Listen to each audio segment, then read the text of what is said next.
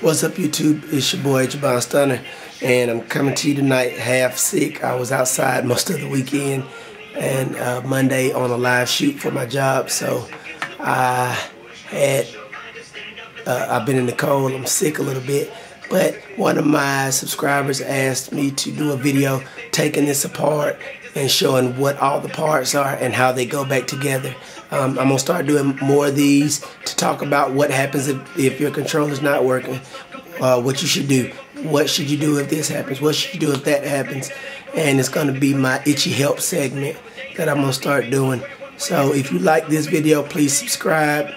The video will actually be available on Blip TV. I'm going to do the intro to it here. I'm going to take it apart here, but the rest of the video will be on Blip TV. Just look for me on there, Jabon Stunner, and the web address for that, just to make sure. It's something new that I'm trying, is blip.tv, and I will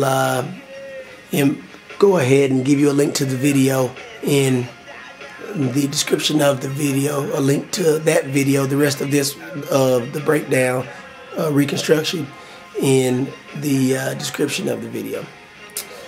So let's get past the BS and let's go ahead and get into opening up the controller. You'll see on this controller that I've got the extended trigger mods. First thing I gotta do, let me zoom out so you can see my handiwork a little bit. First thing you gotta do is pop these bitches off. So let me turn in just a hair so I can get the best possible angle. Just pop these off. Got extended trigger grips. You've got screw here, here, here, here, and here. I use one of these little guys here, cobalt screwdriver. Works very well for this kind of thing. And I put the tip in. This is a 3/32 tip, if you're interested in knowing. But I'm gonna go through and take it apart, and I just plant one finger on top to add pressure and make sure I get the screw. Then I just pull it on loose.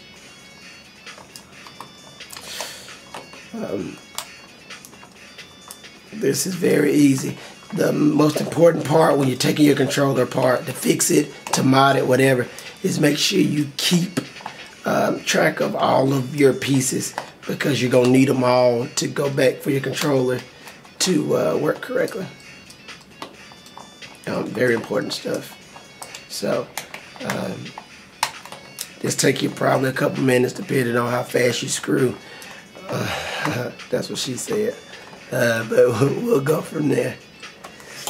Alright, I think I got these pretty loose. Next thing you're going to do is put pressure here. There's a clip here. There's a little clip under the controller right there, very important. You want to push in on this side, not the side with the analogs. I use my thumb.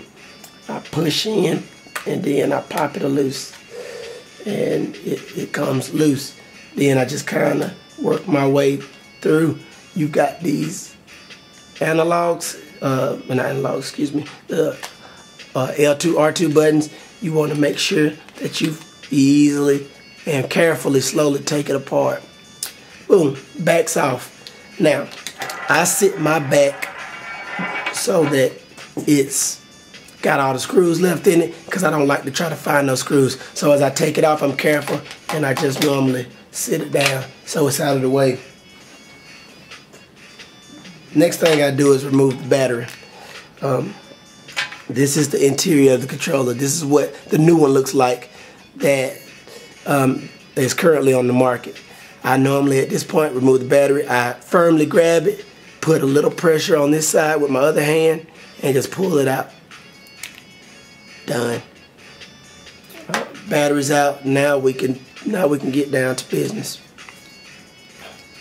If you guys plan on modding this thing,